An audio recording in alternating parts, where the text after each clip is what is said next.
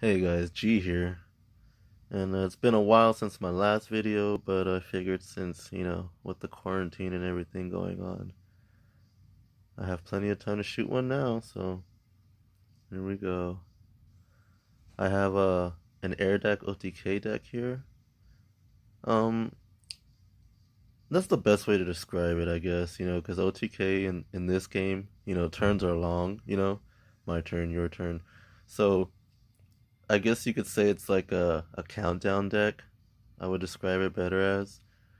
Seeing as the main goal is to get 10 counters on Aer'dak and then trigger her effect, which would kill 3 to 4 other dudes depending on how you set your deck up.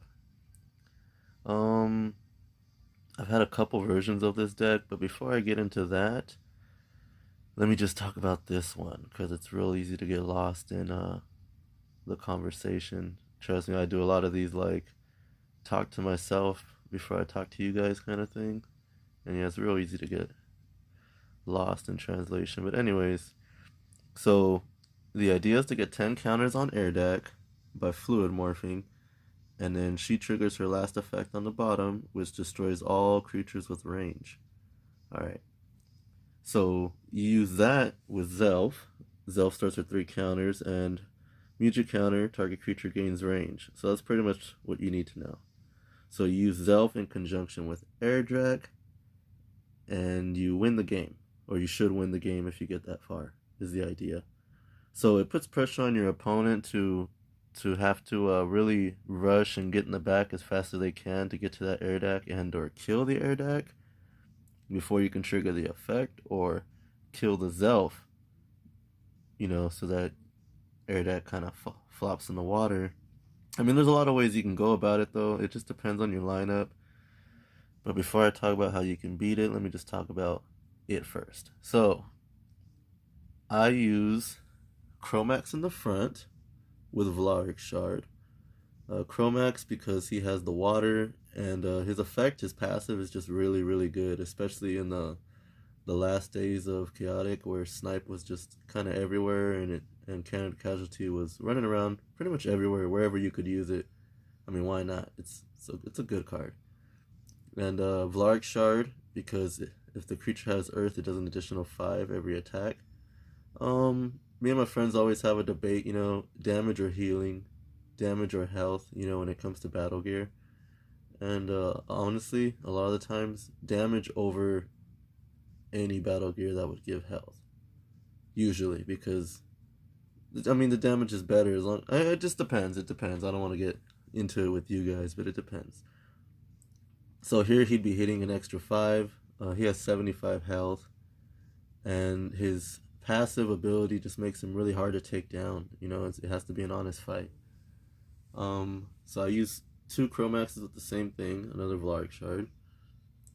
I have Kepion in the middle. I really love Kepion in here. He gains 10 energy and 10 all disciplines for each tribe you control.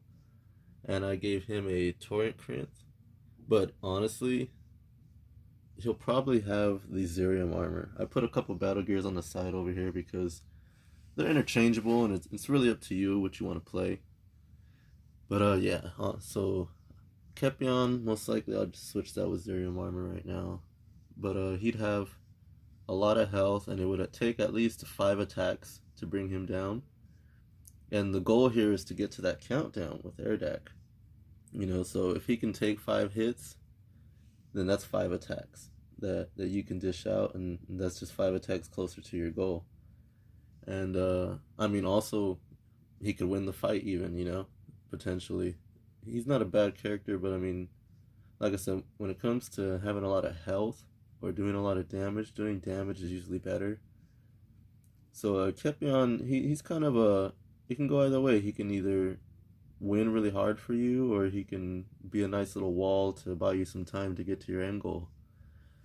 I put a Loma in the middle because, I mean, she's a very fair card. She's just really strong, good overall, and her ability has a potential use. I prefer the counters over the ability, but I mean, once again, it depends on the situation you're in. And this is chaotic, so it could go either way. On my Zelf, um, I opted not to play it safe because normally, you would just put like weightless and weightless, energy vessel on your supports to make sure that they can't be sniped or hit. But a lot of times that's just too safe. A lot of times you're not always playing against a snipe deck, and you don't always have to worry about those things, and you don't want to waste, potential utility on just being scared of everything. Especially in this game where like it's as easy as changing a battle gear. Like I said, turn Chris can go from water 5 to being like, holy shit, he has Zerium armor on. Can I kill it?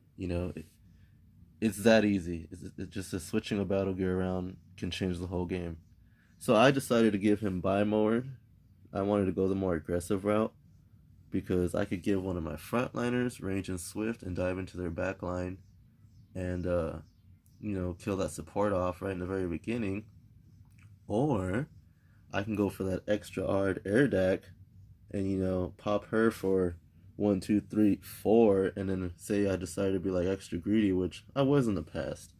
You'd put a second buy mower on somebody, probably most likely Aer'dak, and you can OTK 5 guys in one turn. But if you get to that point, then you probably should have won already. But it's just things you can do, or you could even pop the buy mower on someone and then target them with her second ability for the last 20 damage. I've done that plenty of times. You're not always going to get to the countdown, but the countdown is like, I say it's more of a pressure mechanic because your opponent knows that you can win that way, but you have other ways of winning, not just that, not just the straightforward way. Like you have unheard melody that you can sneak up on them with and drop this on them. They're expecting you to count down, and then you hit them with unheard, and just take someone out real quick. The musics, you have harmonics of water. That's just to get your water back because there was a lot of element stealing in the last set, in the last meta. Fluid Morphous Fanfare, that's just kind of, if you have the possibility to, you kind of cheat your count up. So you can go from like 10 to 9 attacks to 8 attacks. Just depends on the situation. But yeah, so it gives a creature a music counter and water. So you would give Aer'dak the music counter and the water 5. Even though she wouldn't be using the water 5, it was just to like cheat your, get closer to 10 counters faster. Opus Opposed, heal 5 damage to target creature for each tribe you control. So it's more stall, helps you get to 10. And anyone can cast it, so Loma can cast it, Zelf can cast it. You're not always gonna need, every single insta kill. Zelf, you might only need to target, say they only have 2 fighters left. You might only need to target the 2 fighters and then you could just run through the support. Or it's an easy GG after that, So you're not always gonna Zelf for 3, and then Aer'dak blow up 3 people right off the bat because fights have to happen. So, from my experience, typically it'd be either a combat and a half. So, say a Chromax fought and lost already, or Kepion fought and lost already, and now we're in the second combat, second player's turn. So location is rotated, and now so typically they only have 2 fighters and 3 supports left after the first round. It just depends on if you held your ground or if you killed their creature or if they killed your creature. So it's just vice versa. And so there's a lot of factors. You're not always even gonna need her ability to win. But once again, having her in the deck, from my experience, it's the pressure she puts on the opponent to hurry up. Because if they take their time, you're going to get to 10 attacks, and you're going to pop her effect, and you pretty much instantly won. You're going to pick whatever fighters they have left, and whatever their best support that they have left is, and you're going to blow them up. And that's pretty much GG at that point. So yeah, more than one way to win, but that was the main point of it. The attack deck. Fluid Might, I actually run Fluid Might in here because the point is to get to 10 counters, right? So they pretty much just double Fluid Morph for an attack. Eidolon Advance. It's just a water attack deck with Fluid Mites. And the Fluid Might, like I said, was just to speed up the process of getting counters on Aer'dak. Now, versions of this deck in the past, I used 2 Aer'daks because it allowed me to need one to get to 10 counters. So then the other one could like cast music. So the idea was you would cast this and you'd put a music on the Aer'dak that you were going to use to win. So one Aer'dak would kind of just be pumping up this Aer'dak.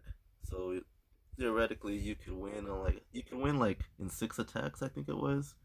And if you threw Balladier's Flute in here, which is right here, Balladier's Flute, if you threw that in there, you could win like after 5 attacks. But the problem was the deck became like really flimsy because you're throwing all these like there's no like sturdiness in it. So you could either get beat really bad really quick, or you would hurry up and like Chico win on them real quick because you got all your counters up real quick. But even then, in that version, it didn't always mean that you won. But the idea of having a double Aer'dak, in my opinion, is better just because it takes snipe away. Because they can snipe one, you still have the other one, and the goal is the same. Stall out to 10 counters, or you win, either way. Nunk'worn, because, Nunk'worn is just awesome. I have a promo one and a regular one. You would just throw him in the middle where Tepion's at, or you would take out a Chromax, and then Nunk'worn would he would pay for your musics. I'm pretty sure you guys are familiar with Nunk'worn. 3 counters, he dies, he comes back.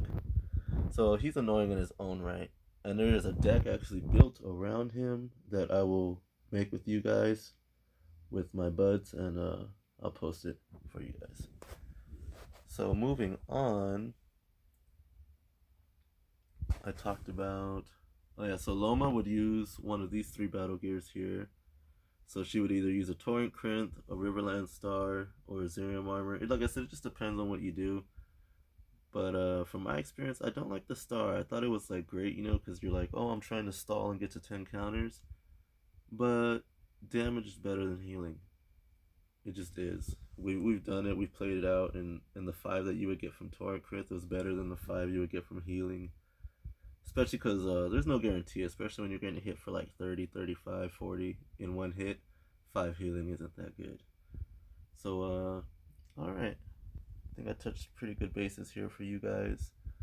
And moving on to another really, really good deck. We have the Infinite Neekwin, is what it's referred to as. And the idea of this deck is to infinitely revive Neekwin. Neekwin is your main fighter. While unequipped, he gains Water 5 and untargetable, so that's like really key. It's like Iflar's effect, but on a Danian, and then he has the health to back it up. Plus, the very 2 best elements that he could have had. You'll see right now. So it's 2 Neekwin. You definitely need a Ramavir. Ramavir staple. His effect is key in here. You have to have Alexia, because her effect is also key, and she gives everyone adjacent to her defender. So you give your Neekwin's defender, and they can defend the Ramavir and whoever you choose to put in the back, and whoever your 3rd fighter is. Now this right here, I'm probably going to change him out for someone else. This is Onquad. His effect, don't get me wrong, it's great. But I feel like there's a 3rd support I could put here that would just like set this deck over the top. But I'll get to that in a minute. So the idea is, first combat, no matter whose turn it is, this Neekwin engages, okay? The reason this one has to engage is because he has Hive Amber equipped. Hive Amber says sacrifice Hive Amber, activate Hive. And then I'll get to the second effect in a moment. So you activate Hive with Hive Amber, Ramavir's effect triggers. Since you activated Hive, you can move a music counter from a Danian you control to him. So you could take it from Queen, because it doesn't matter if she has them or not.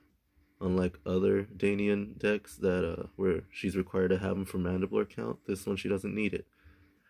So you would take one of Queen's counters, or you would take one of Garip's counters, and you would put it on Ramavir. So now he has 1, okay? Then the second effect of Hive Amber is, when it's in your discard pile, if Mandibular is sent to the discard pile, you can return Hive Amber to play, equipped to an unequipped creature you control. Alright, so I'll get to that combo in a second. So now Neekwin's engaged. You fight. He has water 5 because he's unequipped because you sacrificed Hive Ember. Then, based on the location, which I forgot to go over, but it's okay because both of these decks literally run the same location deck. Literally, like location for location. So, say we're getting water 5 from Storm Tunnel. Alright, cool. So you're doing water 10 right now. And then you run the super cool rain variant, which is just to wear them out. Because the idea of this deck is you're going to outlast them because Neekwin's going to come back infinitely. So you just need to super cool rain them like once or twice. I mean, it's usually once, and it gets the job done. So the attack deck is water-based, of course, a Twister of Elements. So you would use that to cycle through your attack deck, which would help you get to super cool rain faster. And see, it's always on the bottom with me. That's just my luck. My friends always laugh because like super cool rain's like the last card I always play. But I'll tell you right now, even from my experience in not drawing super cool rain, this deck is still stupid strong. So let me get to the point now. So Neekwin wins or loses that fight. If he wins, it's great. But if he loses, here's where everything starts to trigger and all the magic happens. So Neekwin would go to the discard pile. Queen would gain a counter because he was a Mandiblor. Garip would also gain a counter because her effect says the first time a creature goes to your discard pile, she gains a counter. So she's like my second queen. That's why I threw her in here. And she can also activate Hive.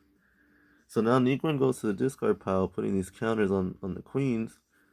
You can either pop Balladeer's Flute, or you can cast Hive Unsung to deactivate Hive, and then reactivate Hive with either Alexia's ability, Garip's ability, Hive Amber, or one of any of your other abilities that you have.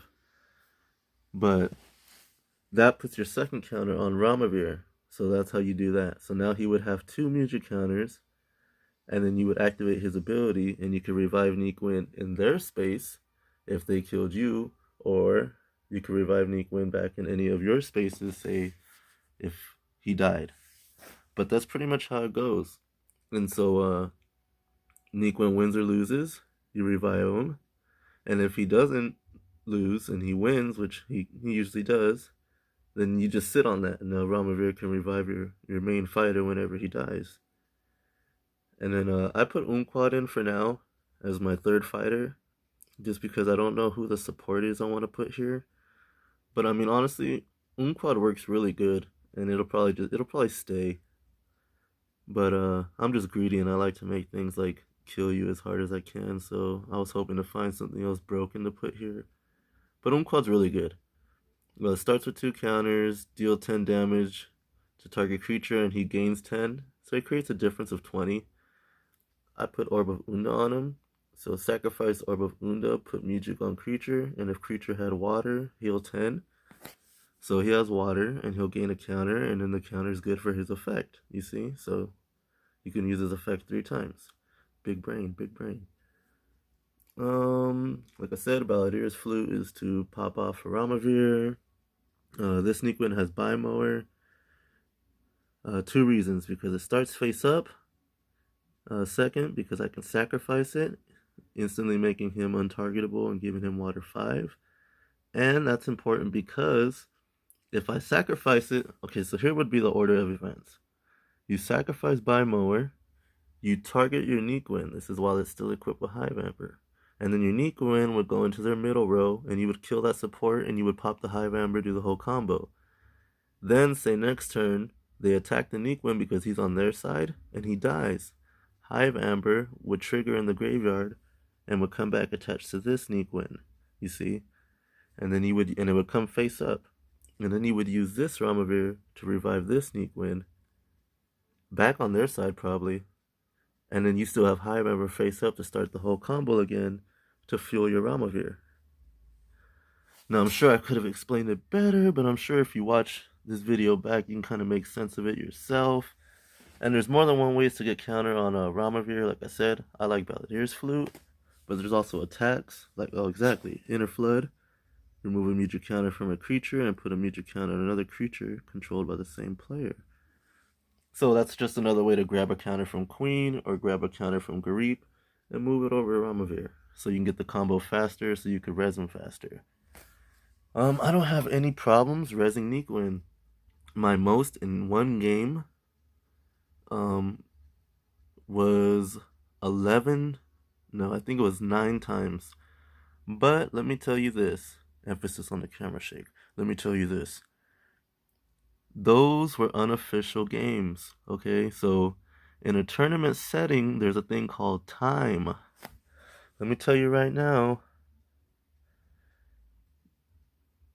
time is not your friend with this deck. And this deck, you're always gonna run into time, I feel. It's just one of those decks that it can stall really good, or it can win. It can win. It can stall. I mean, it's an S tier deck for a reason. It's an S tier deck for a reason. It's too capable. It's too capable, especially if you get your music lineup right, which I only have 4 showing here: Cadence Clash, 2 Unbalancing, and the Hive Unsung, which is one of the key parts of this deck. But so you need that card if you're gonna do this. But back to what I was saying, this deck is it's a really S tier deck, and I feel it's always gonna go into time. Just the way it plays. I mean, you'd much rather be on the end playing this deck than on the end playing against it, because Neekwin just comes back and comes back and comes back. And just the advantage is too I'm just gonna have to show you guys like a mock game so you can understand just how strong it is, especially because Ramavir reses it anywhere, in any open space. So say they win the first combat. So say they're here now, okay? They're here now. So this represents your opponent. Well, then now you just res here now, in their front space. And now it's your turn. And now you attack their mid support, this side or this side. I mean, it's really gnarly. Like, there's almost like no real advantages playing against this deck. Because if you beat the Neekwin, then on his turn for sure, when he reses the Neekwin, he has an open shot at your back row, unless you have someone in there with Defender like Loma. But I highly doubt. Not everyone has like a Defender class card. Not every tribe has a Loma. You know, and a lot of decks are loyal. So you get the picture. Not every deck can defend like that. And then that's the thing too. Buy Mower doesn't work on this deck. Because if you buy Mower and say you want to go straight for Queen, well, guess what? Everyone around her has Defender. Both Neekwins, the Garips even, you know, the Umquad even could defend if you wanted to. So the deck has no straight up weaknesses, and it's very hard to beat. But I'll tell you right now, it is very beatable. There's another deck I'm going to do a video on probably tomorrow with my buddy. It's his Overworld deck. And I'll tell you, his Maxor Protector of Param killed this Neekwin 9 times in a row before I finally like scooped him, okay? There are some decks, yeah, that this deck can't get over. But I mean, let's say 90% of your matchups, you can win. Just because of the style of this deck. It's really strong. I mean, I don't want to make the video too long, but I can go into details, and it's just a very strong deck. Super Cool Rain weighs on him and kind of like, I don't know, this just kind of speeds it up too, because you're not gonna die because you're raising Neekwin, and then Super Cool Rain puts pressure on them, takes their counters away, so it kind of wears them out. So you're just kind of leaning on them until like they eventually lose. But like I said, in a tournament setting with time, things will be much different. But honestly, I think the player playing this deck has all the advantage in a time game, just because of the mechanics of the deck. But yeah, I feel like I can make a video just dedicated, another one just talking about this deck. and showing you guys more of the applications of it. But I think I touched enough on it now, so I'll go back to the locations that I forgot about. So this location deck works for both of these decks exactly the way it is. Because this location deck actually used to be this deck's location deck before I made this one. So you have Storm Tunnel, gives everybody water 5, and if the creatures have air, they gain 10 energy. So Umquat has air, Neekwin has air, even Ramavir has air, so you get it. It's good there. This next one, water attacks do an additional 5, and earth attacks are reduced by 5. Just helps the overall deck. Doors of the Deep Mines, gain 10 energy. Neekwin has 80 energy now, nice. Riverlands, water heals 5. So Neekwin will be healing 5 every hit and doing 5 every hit. That's pretty awesome. I like that. And then you have Bodil's Arsenal. Honestly, if you open with this card, it's an entirely different game. And the reason is because you can chain things like Balladier's Flute and Bimower to its activation, and then it would trigger, and then the way it resolves, you would get them back. So it's like doing it for free. So you pretty much get the effect twice. So I could Bimower, get Bimower back, or I can Balladeer and get Balladeer back. Ramavir, setting him up for Neekwin's second revival. It just depends. Or you can speed things up. It's just all big brain. It just really depends. So if you're looking at this, and you can put connections together yourself, and you pretty much know what I'm talking about. So, yep, I think I touched on everything. There you guys go. I know it took a long time to come out with more content. It's because I've been keeping an eye on Chaotic itself and listening to what DragonX says. DragonX is one of the main he's one of the main figureheads for Chaotic. And just keeping an eye on things, making sure that this game is gonna come back. I really, really wanted to. And I'm thinking about starting a GoFundMe page for them. So let me know what you guys think about that. Where we can just start a page up and start donating money to it, and hopefully it would help bring the game back, like everyone wants. The way we want, So I'll be looking into that and see what we have to do to make that happen. But here you guys go. So this is the Infinite Neekwin deck. If you still don't know how it works after I explained it, just record and pause the video as needed and just read the cards, and you can pretty much make sense of it. This is the Aer'dak OTK deck, or Aer'dak Countdown. Some of my promos and stuff in here. I had a floss a little bit. I got the other nunk'worn. And hey, I can't wait for the day that this game does come back, and we can play in real life, bring these decks back out there. I got a little goodie in store for you guys on the next video, and yeah, sit tight. Thanks for watching.